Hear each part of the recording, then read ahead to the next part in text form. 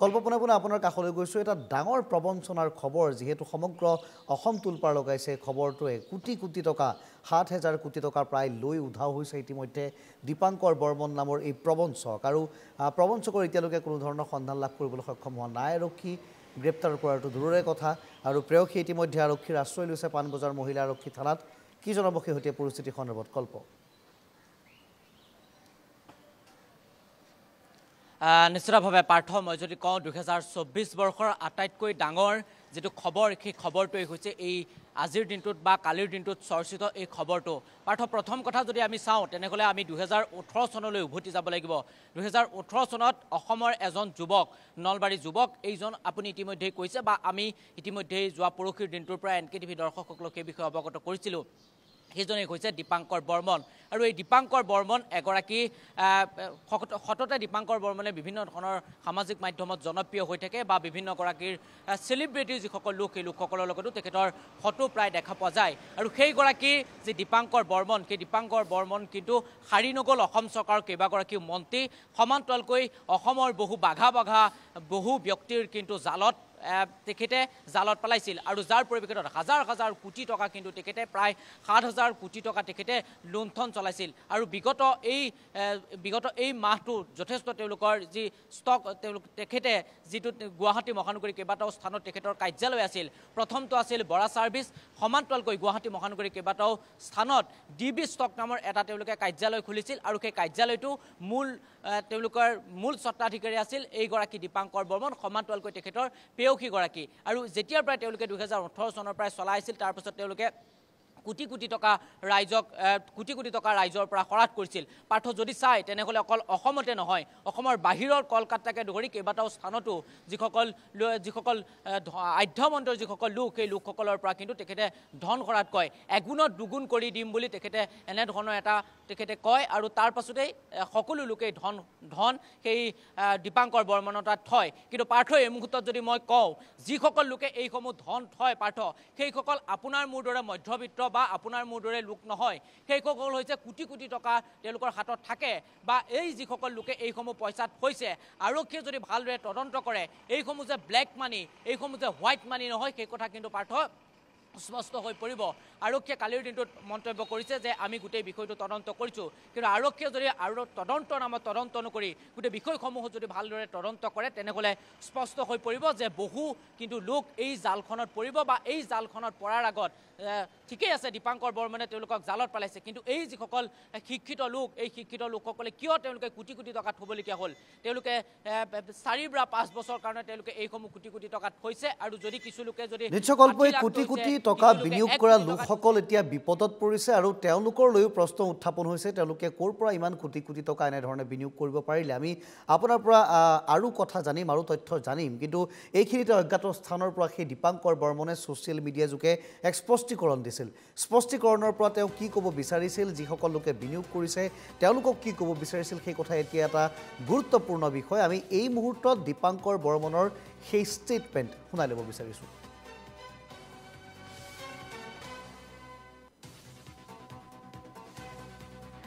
Hello, good evening everyone.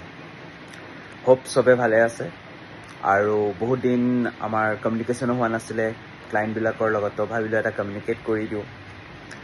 aru kedinman por olop delayed payment to hoye asile to manu bilak olop bhoy khai jay to it's okay fine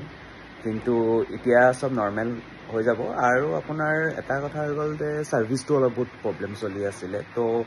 আমি এটা meeting কৰিলোঁ কৰি পেলাই মই ছেপ্টেম্বৰৰ পৰা আমাৰ অলপ সাৰ্ভিসটো ভাল হৈ যাব কাৰণ নতুন এমপ্লয়িজ হায়াৰো কৰিম আমি তো সেইটোৰ কাৰণে আৰু তেতিয়া আপোনালোকৰ ফোন চোন কৰিলে বা ৰেছপন্স পাই যাব আপোনালোকে আৰু বাকী মই থাকিম ছেপ্টেম্বৰৰ পৰা এতিয়া সব ক্লাইণ্টক মই লগ কৰি আছোঁ আৰু লগতে আগষ্ট মাহৰ happy independence day belated happy independence day হৈ গ'ল আৰু থেংক ইউ ইমান দিনৰ পৰা ছাপোৰ্ট কৰিছে আৰু সেই আছিল দীপাংকৰ বৰ্মনৰ মন্তব্য তেওঁ খুব অনুশোচনাবিহীনভাৱে বা ভাৱলেশহীনভাৱে বক্তব্যসমূহ দিয়া পৰিলক্ষিত হৈছে আৰু যি কোটি কোটি টকালৈ তেওঁ উধাও হৈছিল সেই কোটি কোটি টকা বিনিয়োগকাৰীসকলৰ মাজত যি এতিয়া হাহাকাৰ বা দীপাংকৰ বৰ্মনৰ পৰিয়ালক যিদৰে হাৰাশাস্তি চলাবলৈ বাধ্য হৈছে সেইসকল বিনিয়োগকাৰীক এনেধৰণে আশ্বস্ত কৰিবলৈ চেষ্টা কৰিছে এতিয়া দীপাংকৰ বৰ্মনে আমি পুনৰবাৰ যাব বিচাৰিছোঁ কল্পৰ কাষলৈ কল্প আপোনাৰ কাষলৈ পুনৰ উভতি আহিছোঁ ইতিমধ্যে দীপাংকৰ বৰ্মনৰ যি সেই শেহতীয়া ভাষ্য যি ভাষ্যত দেখিবলৈ পোৱা গৈছে যে ছেপ্টেম্বৰৰ পৰা এই বিষয়সমূহ সঠিক হ'ব বুলি তেওঁ কৈছে যেন কোনো এটা ব্যৱসায় খুলি তেওঁ বহি আছে আৰু কোনো লোকৰ পৰা তেওঁ ধন লুণ্ঠন কৰাই নাই এনেধৰণৰ এক ভাৱ ভংগীমাৰে তেওঁ কথাসমূহ ব্যক্ত কৰা পৰিলক্ষিত হৈছে কিন্তু সমান্তৰালভাৱে যিগৰাকী বিনিয়োগকাৰীয়ে ইতিমধ্যে এজাহাৰ দাখিল কৰিছে সেই এজাহাৰ ভিত্তিত আৰক্ষীয়ে কেনেধৰণৰ তৎপৰতা প্ৰদৰ্শন কৰিছে দীপাংকৰ বৰ্মনক বিচাৰি উলিওৱাৰ ক্ষেত্ৰত কিবা তথ্য আপোনাৰ হাতত আছে নেকি কল্প নিশ্চিতভাৱে পাৰ্থ আপুনি এটা গুৰুত্বপূৰ্ণ প্ৰশ্ন উত্থাপন কৰিছে আৰক্ষীৰ যিটো তদন্ত সেই তদন্তটো এই মুহূৰ্তত কেনেধৰণৰ আপুনি এই মুহূৰ্তলৈকে ক'ব নোৱাৰে কাৰণ আৰক্ষীয়ে যদি পাৰ্থ ভালদৰে তদন্ত কৰে তেনেহ'লে মই ইতিমধ্যে সেই কথা ইয়াৰ আগত কৈছোঁ যে বহু বাঘা বাঘা লোক কিন্তু পাৰ্থ এই যিটো দীপাংকৰ বৰ্মন সেই দীপাংকৰ বৰ্মনৰ লগত জড়িত হৈ আছে যদিহে আৰক্ষীয়ে ভালদৰে তদন্ত কৰে অসম চৰকাৰৰ আমাৰ হাতত যিমান দূৰ তথ্য আছে অৰ্থাৎ মোৰ হাতত যিমান দূৰ তথ্য আছে অসম চৰকাৰৰ কেইবাগৰাকীও মন্ত্ৰী বহু সোঁৱে বাৱে থকা লোক কিন্তু জড়িত হৈ আছে বুলি জানিব পৰা গৈছে পাৰ্থ যদিহে আৰক্ষীয়ে ভালদৰে তদন্ত কৰে সেইসমূহ নাম স্পষ্ট হৈ পৰিব কিন্তু এই মুহূৰ্তত যদি মই কওঁ আৰক্ষীয়ে যেনেদৰে তদন্ত কৰিব লাগিছিল বিগত পৰহিৰ দিনটোৰ পৰা তেনেধৰণে দেখা পোৱা নাছিলোঁ কাৰণ কালিৰ দিনটোত যদি আপুনি চাই তেনেহ'লে ABCত স্থিত তেখেতৰ যিটো DB ষ্টক নামৰ যিটো কোম্পানী সেই কোম্পানীটোত কালিৰ দিনটোত গৈছিল আৰু তাৰ পাছত মহানগৰ আৰক্ষী আয়ুক্ত দিগন্ত বৰাই এই কথাটো কৈছিল যে গোটেই বিষয়টো আমি তদন্ত কৰিছোঁ আৰু তেওঁ স্পষ্টভাৱে ক'ব পৰা নাছিল আৰু তেওঁ এটা কথা কৈছিল যে কালিৰ দিনটোলৈকে কোনো এগৰাকী লোকে এজাহাৰ দাখিল কৰা নাছিল আৰু এটা কথা মই পাৰ্থ কৈ ল'ব বিচাৰিছোঁ যিসকল লোকে কালি দিনটোত এই পাণবজাৰ মই যিটো স্থানত আছোঁ এই পাণবজাৰ মহিলা আৰক্ষী থানাত অৰ্থাৎ দুখনকৈ আৰক্ষী থানা এখন পল্টন বজাৰ আৰু এখন পাণবজাৰ আৰক্ষী থানাত বিভিন্ন লোক এই স্থানত আহি ভিৰ কৰিছিল তাৰ পাছত কিন্তু পাৰ্থ সেইসকল লোকে সংবাদ মাধ্যমত কিন্তু তেওঁলোকে মুখ খুলিব বিচৰা নাছিল কাৰণ যদিহে তেওঁলোকে মুখ খোলে তেওঁলোকৰ পৰিচয়সমূহ তেওঁলোকৰ গম পাব ৰাইজে যে তেওঁলোকে এনেকৈ সহজলভ্য তেওঁলোকে ধন থয় আৰু তাৰ পাছত যিসকল লোকে সংবাদ মাধ্যমত মন্তব্য দিছে আপুনি হয়তো নিজেও কালিৰ দিনটোত দেখিছে যে যিসকল লোকে মন্তব্য দিছে তেখেতসকলে মুখত এখন মাস্ক পৰিধান কৰিছে অৰ্থাৎ তেওঁলোকে সংবাদ মাধ্যমৰ কেমেৰা দেখিলে তেওঁলোকে এইসমূহ স্থানৰ পৰা পলায়ন কৰে আৰু আজিৰ দিনটোলৈকে যদি চাওঁ তেনেহ'লে এগৰাকী লোকেও কিন্তু এগৰাকী লোকে কালি নিশাৰ ভাগত এজাহাৰ দাখিল কৰিলে ঠিকেই আছে কিন্তু এই মুহূৰ্তলৈকে কিন্তু তেখেতে সংবাদ মাধ্যমত কোনো মন্তব্য কৰা নাই কাৰণ যদিহে তেখেতে সংবাদ মাধ্যমত মন্তব্য কৰে তেনেহ'লে তেখেতে যে এনেধৰণেই এই যিগৰাকী দীপাংকৰ বৰ্মনৰ লগত জড়িত হৈ যে তেওঁ লাখে লাখে যে টকা তেওঁ তাত ইনভেষ্ট কৰিছে সেই কথা গম পাব আৰু তাৰ পাছতে কিন্তু বৰ্তমান সময়ত কোনো এগৰাকী লোক এই স্থানত অহা নাই হয়তো সময় বাগৰি যোৱাৰ লগে লগে হয়তো কোনো লোক আহিব বা তেতিয়া আমি তেওঁলোকৰ লগত কথা পাতিম কিন্তু মই এটা কথাই বাৰে বাৰে ক'ব বিচাৰিছোঁ এই যিসকল লোকে যিসমূহ ধন থৈছে এইসমূহ লোক কোন এইসমূহৰ লোকৰ ওপৰতে বিশেষকৈ তদন্ত কৰিব লাগে তেওঁলোকে জানে যে দীপাংকৰ বৰ্মন এজন দালাল দীপাংকৰ বৰ্মন এজন লুণ্ঠনকাৰী আৰু সেইগৰাকী লুণ্ঠনকাৰী বা এইগৰাকী দালালৰ ওচৰত কিয় তেওঁলোকৰ নিজৰ কষ্ট উপাৰ্জিত ধন থব আপোনাৰ মোৰ দৰে এইসকল মধ্যবিত্ত মানুহ নহয় এইসকল হৈছে কোটি কোটি টকা থকা এইসকল মানুহে আজি তেখেত এনেসমূহ কাম কৰিছে যাৰ পৰিপ্ৰেক্ষিতত তেওঁলোকে কালিৰ দিনটোতো সংবাদ মাধ্যমত কোনো ধৰণৰ মন্তব্য কৰা নাই হয়তো আজিৰ দিনটোতো কোনো মন্তব্য কৰাৰ সম্ভাৱনা নাই কিন্তু তেওঁলোকে বাৰে বাৰে এটা কথা কৈছে যে আপোনালোকে বাতৰি নকৰিব যদিহে আপোনালোকে এইসমূহ বাতৰি সম্প্ৰচাৰিত কৰে তেনেহ'লে আমি ধনসমূহ ঘূৰাই নাপাম কালি 7:30 এটা অজ্ঞাত স্থানৰ পৰা দীপাংকৰ বৰ্মনে এটা ফেচবুকত এটা তেখেতে পোষ্ট কৰিছে অৰ্থাৎ তেখেতে বাৰে বাৰে সেই কথাটো কৈছে যে